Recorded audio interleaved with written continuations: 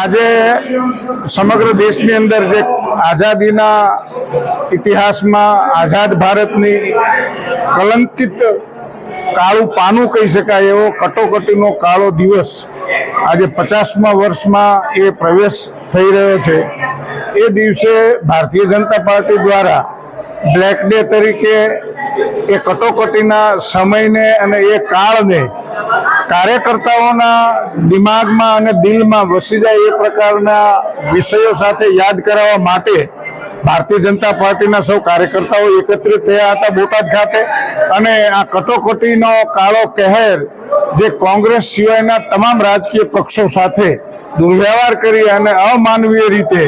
લોકતંત્રને મુઠ્ઠીમાં લઈને બંધારણ અને સંવિધાનને તોડવાનું પાપ કૃત્ય જે કોંગ્રેસે કર્યું હતું એના માટે આજે અમે સૌ એકઠા થયા છીએ। આજે બોટાદ જિલ્લાની અંદર કટોકટી ને આજે 49 વર્ષ થઈ પૂરા થઈને 50મું વર્ષ જ્યારે બેઠું છે ત્યારે કાર્યકર્તાઓને એ બાબતની જાણકારી આપવા કે સત્તા મેળવવા માટે, સત્તા બરકરાર રાખવા માટે, સત્તા જાળવી રાખવા માટે કોંગ્રેસ બંધારણને તોડી મરોડી, નીચોવી, અનેક ફેરફારો કરી અને પોતાની સત્તા જાળવી રાખવા માટેનું જે કામગીરી કરી રહ્યા છે, બંધારણની આજે વાતો કરનાર એના પોતાના સમયની અંદરના જે ફેરફારો કર્યા છે એને જો જોવે તો આજે કઈ બોલી શકે એમ નથી। આ અમારા કાર્યકર્તાઓ સુધી, લોકો સુધી પહોંચવા માટે આજે અહીંયા ઉપસ્થિત છું અને આ વાત કરી છે।